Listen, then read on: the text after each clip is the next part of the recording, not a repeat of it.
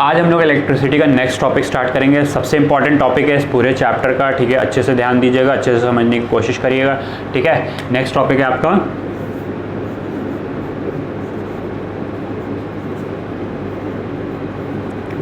Ohm's law, ठीक है। Electricity, current electricity के चैप्टर में ये एक लॉ है, ठीक है। मेन लॉ जो है यही है ओम्स लॉ, ठीक है। 1827 में सॉरी, ये लॉ एक साइंटिस्ट हैं, ओम्स नाम था उनका, ओम नाम था, उन्होंने इसका ये लॉ दिया था हम लोग को, ठीक है।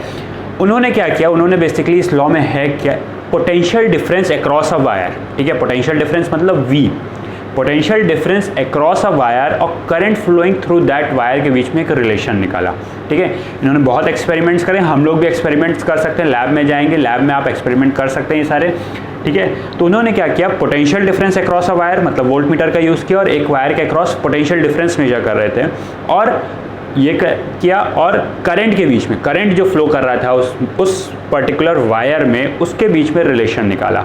तो जब इन्होंने रिलेशन एक्सपेरिमेंट किया तो इन्होंने देखा, जब ग्राफ बनाया, ग्राफ मतलब जो आप ग्राफ आपने पिछले क्लासेस में बनाए होंगे, वाई एक्सिस पे पोटेंशियल डिफरेंस लिया, पोटेंशियल डिफरेंस मतलब V, और एक्स एक्सिस में I लिया, ठीक है। डिफरेंट पोटेंशियल डिफरेंस पे डिफरेंट करंट की वैल्यू मिल रही थी उनको, ठीक है। तो जब उन्होंने उन्होंने क्या किया, ग्राफ पे उन पॉइंट्स को प्लॉट करते गए। तो जब उन्होंने उन पॉइंट्स को जोड़ा तो उनको दिखाई दिया कि it is forming a straight line.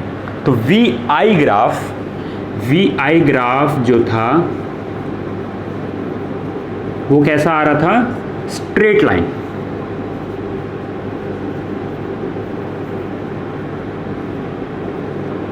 ठीक है।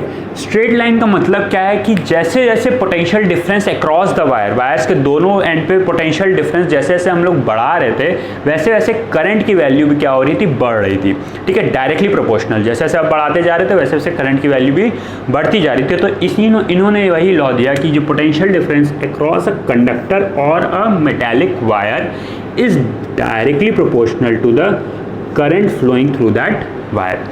लॉ के अभी स्टेटमेंट पे आएंगे, एग्जैक्ट स्टेटमेंट होता है, स्टेटमेंट को कभी चेंज नहीं करते हैं, ठीक है। तो लॉ का स्टेटमेंट पढ़ेंगे, बट मेन जो इनका लॉ, जो स्टेटमेंट का मतलब निकल के आता है वो ये, ठीक है। स्टेटमेंट पे आते हैं अब। स्टेटमेंट क्या है, according to Ohm's law current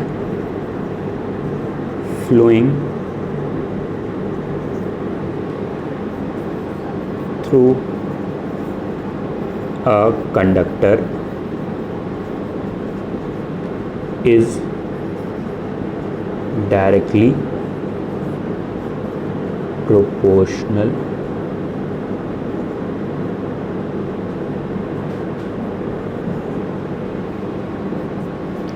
to the potential difference applied across its end without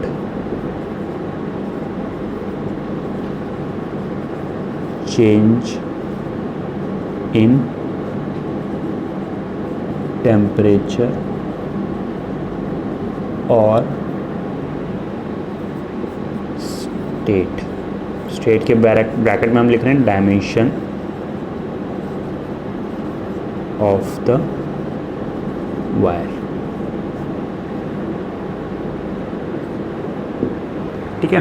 तो according to Ohm's law, current flowing through a conductor, उस कंडक्टर मतलब यही यहाँ पे हम वायर लेके चल रहे हैं, is directly proportional to the potential difference applied across its end without change in temperature. Change in temperature नहीं होना चाहिए, जिस टेम्परेचर पे आप एक्सपेरिमेंट कर रहे हैं वो कांस्टेंट रहना चाहिए, ठीक है। ऐसा नहीं हो कि एक बार आपने एक्सपेरिमेंट एक रीडिंग निकाली, उसमें टेम्परेचर 25 डिग्री सेल्सियस था, दूसरी रीडिंग जब निकाल रहे थे तो उसमें आपका टेम्परेचर हो गया 45 डिग्री सेल्सियस। ऐसा नहीं होना है, टेम्परेचर कांस्टेंट रखना है, ठीक है। या और स्टेट, ठीक है, स्टेट में भी चेंज नहीं आना चाहिए। स्टेट का मतलब क्या है, डायमेंशंस, कंडक्टर का लेंथ, ब्रेथ, एरिया, ये सब चेंज नहीं होना चाहिए ऑफ द वायर, ठीक है, या कंडक्टर। ओके, तो ये है आपका स्टेटमेंट। स्टेटमेंट अगर अब आप देख रहे होंगे तो उसमें लिखा है कि जो करंट है वो directly proportional to potential difference है, मतलब I is directly proportional to V, ठीक है।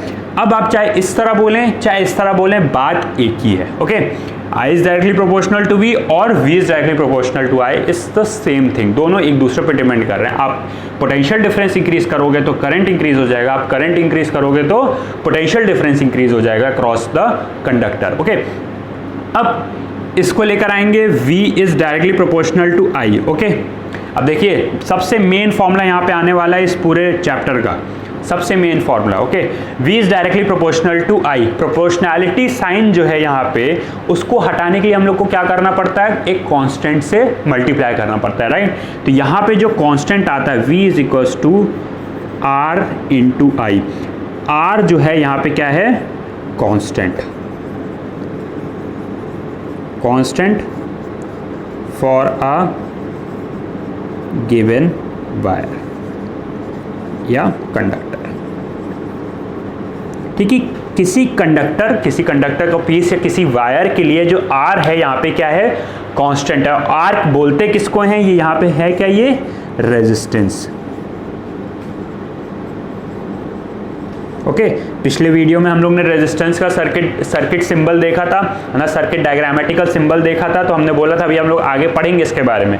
तो रेजिस्टेंस यहाँ से आता है, ठीक है, जो R जो है क्या है, रेजिस्टेंस है। ओके, तो एक बार फिर से रिकैप करते हैं कि पोटेंशियल डिफरेंस या current flowing through a conductor और wire is directly proportional. Directly proportional मतलब जितने आप इंक्रीज करोगे पोटेंशियल डिफरेंस को, उतना ज़्यादा करंट इंक्रीज होगा। Okay, cross distance without change in temperature और स्टेट या ऑफ द वायर, मतलब डायमेंशन ऑफ द वायर के विदाउट चेंज और टेम्परेचर का भी चेंज नहीं होना चाहिए इस एक्सपेरिमेंट या इस केस के लिए, ठीक है, तभी ये ओम्स लॉ वैलिड होता है। अगर टेम्परेचर का चेंज हो गया तो ओम्स लॉ वैलिड नहीं रहेगा। ओके, और यहाँ पे जब हम लोग इसको सॉल्व करते हैं, थोड़ा आगे बढ़ाते हैं, proportional V is directly proportional I आता है, प्रोपोर्शनैलिटी साइन हटाएंगे तो V is equals to RI या V is equals to IR हो जाएगा।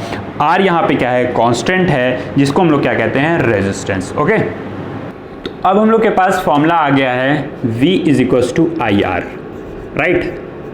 Potential is equals to current into resistance, ठीक है। अगर हम लोग यहाँ से रेजिस्टेंस की वैल्यू निकालना चाहेंगे तो क्या होगा, V upon I। Okay, R is equals to V upon I। यही सब हम लोग क्या करेंगे, रेजिस्टेंस की यूनिट निकालेंगे।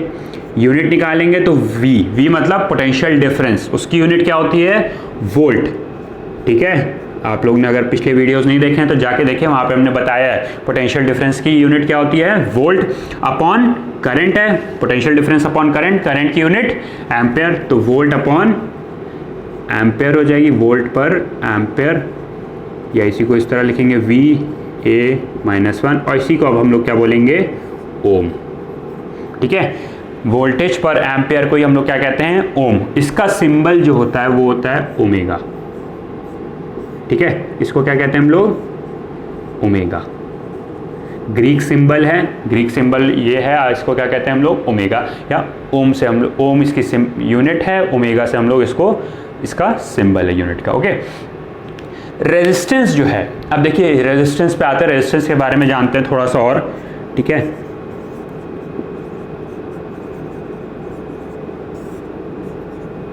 अब ये जो रेजिस्टेंस है, नाम से पता चल रहा है कि किसी चीज़ को अपोज कर रहा है, राइट। रेजिस्टेंस मतलब क्या, किसी चीज़ को रोकना, किसी चीज़ की रुकावट लाना, ठीक है।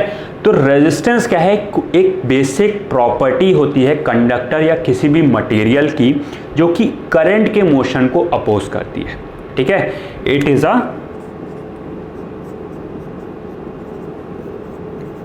बेसिक प्रॉपर्टी ऑफ मटेरियल,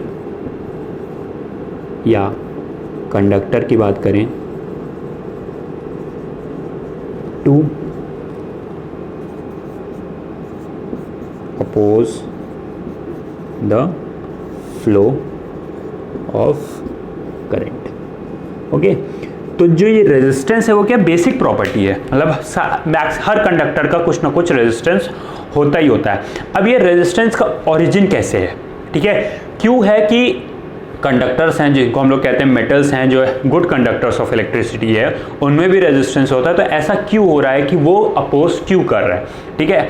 अब फिर से हम लोग मेटल के एटॉमिक स्ट्रक्चर या मॉलिक्यूलर स्ट्रक्चर पे अगर हम लोग जाएं तो मेटल्स में क्या है, पहले वीडियोस में पढ़ा रखा है कि क्या होता है, मेटल आयंस होते हैं, ठीक है, जो कि अपने जगह पे स्टेबल रहते हैं, रुके हुए रहते हैं, ठीक है, और फ्री इलेक्ट्रॉन्स क्या होता है, मूव करते हैं करंट में, ठीक है। अब वो जो फ्री इलेक्ट्रॉन्स हैं दैट इज नेगेटिवली चार्ज, और मेटल आयंस कैसे हैं, पॉजिटिवली चार्ज है। तो अगर हम लोग एक सेक्शन ले एक वायर का, ठीक है, तो उसमें क्या होगा, मेटल आयंस ऐसे ऐसे रखे होंगे, राइट, ऐसे,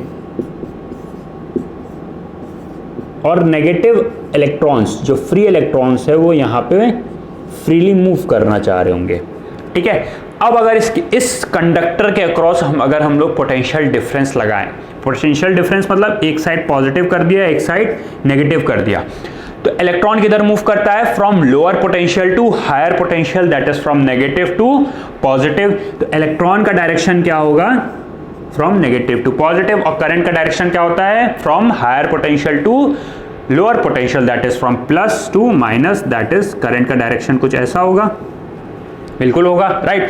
अब जब ये इलेक्ट्रॉन मूव करना चाहेंगे इस डायरेक्शन में, राइट, इस डायरेक्शन में मूव करना है इलेक्ट्रॉन्स को, तो क्या होगा, इसके बीच में रुकावट आ रही है। ये क्या है, मेटल आयंस, ये क्या बहुत मेटल है, सॉलिड है तो बहुत कॉम्पैक्टली अरेंज्ड है आयंस, ठीक है, इसके बीच ये क्या होगा, बार बार रब करते हुए मूव करेगा, ड्रिफ्ट करते हुए मूव करेगा, ठीक है। ऐसा नहीं कि इसको खाली जगह मिल गई ये मूव कर रहा है, नहीं, ये क्या है, किसी मेटल आयंस पे ऐसे रब करते हुए मूव कर रहा है, ड्रिफ्ट करते हुए मूव करता है, इसीलिए हम इस मोशन को, इलेक्ट्रॉन के इस मोशन को हम लोग क्या कहते हैं, ड्रिफ्टिंग मोशन ऑफ इलेक्ट्रॉन।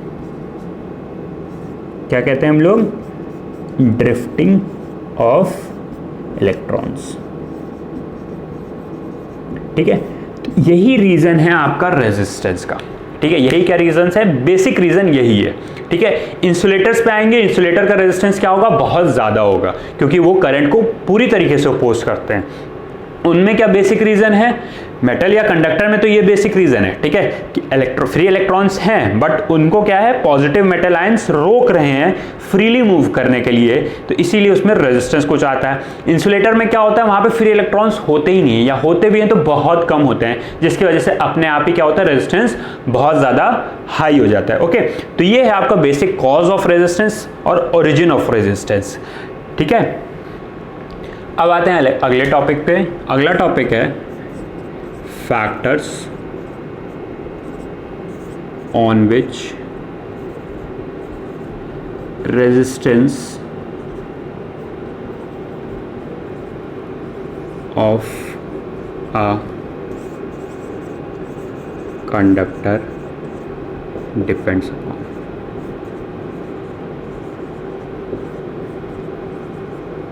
ठीक है, इसका मतलब क्या है कि कौन कौन से ऐसे फैक्टर हैं जिस पे आपका रेजिस्टेंस, किसी भी कंडक्टर का रेजिस्टेंस डिपेंड करता है, ठीक है। कौन कौन सी ऐसी चीज़ें हैं जिसके चेंज होने पर resistance of a conductor change हो जाता है, ठीक है।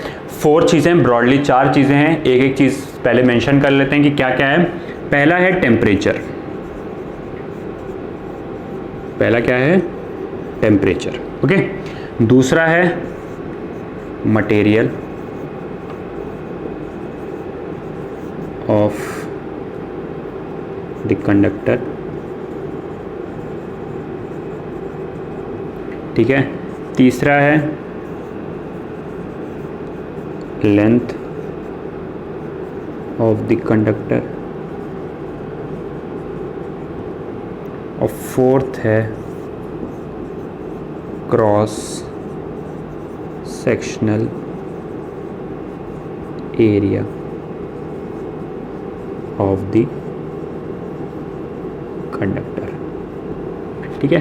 तो ये ब्रॉडली 4 चीज़ें हैं, temperature, material of the conductor, length of the conductor and cross sectional area of the conductor. एक एक करके तीनों चारों चीज़ों को हम लोग डिस्कस करते हैं।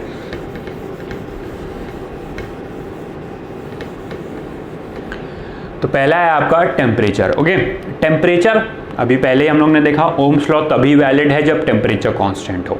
क्यों? क्योंकि अगर टेम्परेचर चेंज होगा, फॉर्मूला पे अगर हम लोग जाएं V = IR था, राइट। अगर टेम्परेचर चेंज होगा तो रेजिस्टेंस चेंज होता है, ठीक है। कंडक्टर्स का केस पढ़ रहे हैं तो कंडक्टर्स के बारे में बात करेंगे यहाँ पे। तो जब टेम्परेचर चेंज होगा तो रेजिस्टेंस चेंज हो जाएगा। तो ये तो जो प्रोपोर्शनैलिटी साइन हटाने के बाद R जो लगाया था वो क्या था? कांस्टेंट। जब कांस्टेंट ही चेंज हो जाएगा तो प्रोपोर्शनैलिटी रही नहीं जाएगी, तो ओम्स लॉ भी वैलिड नहीं रह जाएगा। ओके, तो इसीलिए क्या है, ओम्स लॉ के लिए टेम्परेचर बहुत ज़रूरी था कि कांस्टेंट रहे, ठीक है। अब क्या है, टेम्परेचर चेंज होने पे रेजिस्टेंस पे क्या असर पड़ता है ये देखेंगे मेटल्स के केस में या कंडक्टर्स के केस में। तो जब टेम्परेचर इंक्रीज होता है, टेम्परेचर इंक्रीज जब होता है तो रेजिस्टेंस जो होता है आपका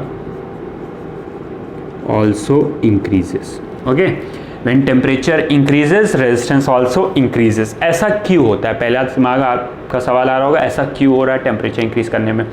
अब देखिए, बेसिक नेचर ऑफ अगर हम लोग सॉलिड्स का देखें तो सॉलिड्स में क्या होता है, बहुत टाइटली, बहुत पास पास आपके एटम्स रखे रहते हैं, ठीक है।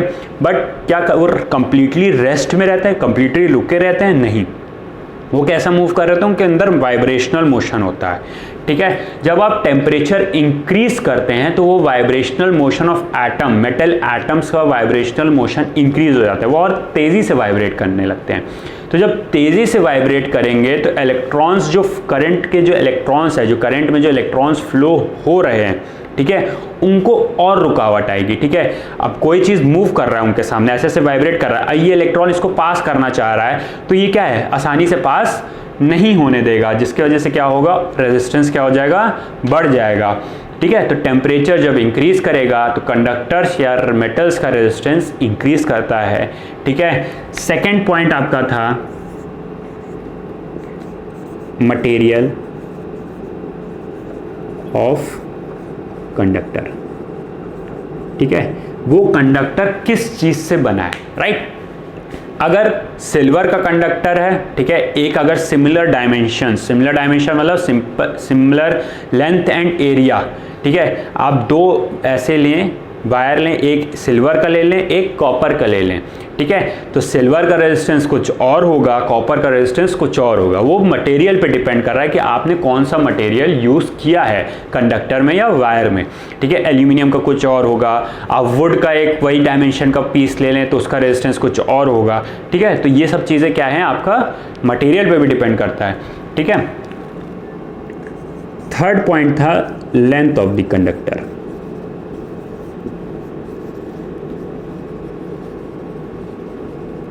ठीक है। एक्सपेरिमेंट्स करने पे नोटिस किया गया कि जब लेंथ डबल कर रहे थे हम लोग, कोई भी कंडक्टर लिया, ठीक है, उसका लेंथ डबल कर दिया, ठीक है, तो क्या हुआ कि लेंथ डबल करने पे रेजिस्टेंस भी डबल हो रहा था, लेंथ हाफ करने पे रेजिस्टेंस भी हाफ हो रहा था, ठीक है। तो मतलब क्या है, यहाँ पे resistance is directly proportional to length. Okay, तो ये हम लोग को पता चला कि रेजिस्टेंस जो है वो डायरेक्टली प्रोपोर्शनल टू लेंथ आ रहा था। ओके, फोर्थ पॉइंट आपका जो था क्रॉस सेक्शनल एरिया।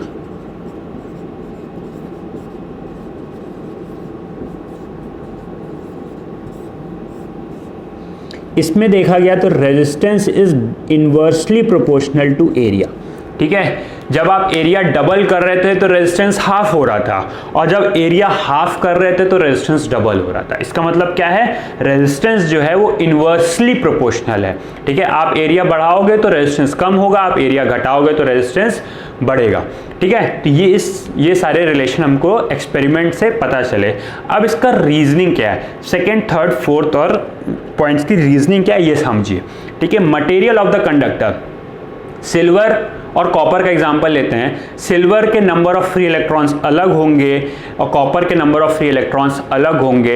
सिल्वर के मेटल आयंस की कुछ और प्रॉपर्टीज होंगी, कॉपर के मेटल आयंस की कुछ और प्रॉपर्टीज होगी, जिसके वजह से इसके अंदर जो रेजिस्टेंस होगा सिल्वर और कॉपर में डिफरेंट हो जाएगा, ठीक है, एट एन एटॉमिक लेवल अगर हम लोग देखें तो। लेंथ ऑफ द कंडक्टर, ठीक है। अब लेंथ की अगर बात किया जाए तो सेम केस अगर हम लोग देखें कि अगर कोई एक मेटल का पीस है, ठीक है, इसमें पॉजिटिव आयंस हैं, यहाँ पे metal ions, positive metal ions, और इलेक्ट्रॉन को मूव करना है, ठीक है। तो जितना ज़्यादा लंबा मेटल का पीस होगा, जितना ज़्यादा लंबा कंडक्टर होगा, उतना ज़्यादा इस इलेक्ट्रॉन को मेटल आयंस क्रॉस करने पड़ेंगे, है ना, उतने ज़्यादा बार इसको ऑब्स्ट्रक्शन पास करना पड़ेगा। ठीक है, तो इसमें क्या है, रेजिस्टेंस क्या हो जाएगा, बढ़ जाएगा। जितना ज़्यादा आप लेंथ जितना ज़्यादा बढ़ाएंगे उतना ज़्यादा आपको रेजिस्टेंस ऑफर होगा इलेक्ट्रॉन के पाथ में। ठीक है, फिर आते हैं cross sectional area. Cross sectional area मतलब आप इसकी थिकनेस बढ़ा दें। अगर आप इसकी थिकनेस बढ़ा देंगे, इसको एज एन एग्जांपल इस तरह लीजिए कि एक पतला सा पाइप है और एक मोटा सा पाइप है। ठीक है, एक नैरो पाइप है और एक वाइड पाइप है। ठीक है, आपको 100 लीटर्स ऑफ वाटर पास कराना है। ठीक है, 100 लीटर ऑफ वाटर पास कराना है पाइप से। ठीक है, तो किस में से ज़्यादा आसानी से निकलेगा, नैरो पाइप से कि वाइड पाइप से? वाइड पाइप से ज़्यादा आसानी से पानी क्रॉस हो जाएगा ना, 100 लीटर ऑफ वाटर। तो वही केस यहाँ पे भी है। आपको अगर 100 इलेक्ट्रॉन्स पास कराने हैं तो जितना ज़्यादा वाइड होगा, जितनी ज़्यादा थिकनेस होगी कंडक्टर की तो या वायर की, उतना ज़्यादा कम रेजिस्टेंस ऑफर होगा और आसानी से करंट फ्लो हो जाएगा। ठीक है, तो resistance is inversely proportional to area. ठीक है, तो दो प्रोपोर्शनैलिटी साइन मिले यहाँ पे, इन दोनों को कंबाइन करेंगे तो R is directly proportional to length upon area हो जाएगा। दोनों को कंबाइन कर दें। ठीक है, यहाँ पे क्या हो रहा है, फिर से प्रोपोर्शनैलिटी साइन है। इस प्रोपोर्शनैलिटी साइन को हटाने के लिए क्या करना पड़ेगा, हमको एक कांस्टेंट से मल्टीप्लाई करना पड़ेगा। तो यहाँ पे जो कांस्टेंट आता R is equals to rho L by A. ठीक है, अब ये देखिए रो है, ये P नहीं है, बहुत लोग इसको P समझ लेते हैं, इसको ये क्या है, रो है। ये भी एक ग्रीक सिंबल है। ठीक है, रो, ओके। रो जो है, ये जो रो है ये डिनोट करता है स्पेसिफिक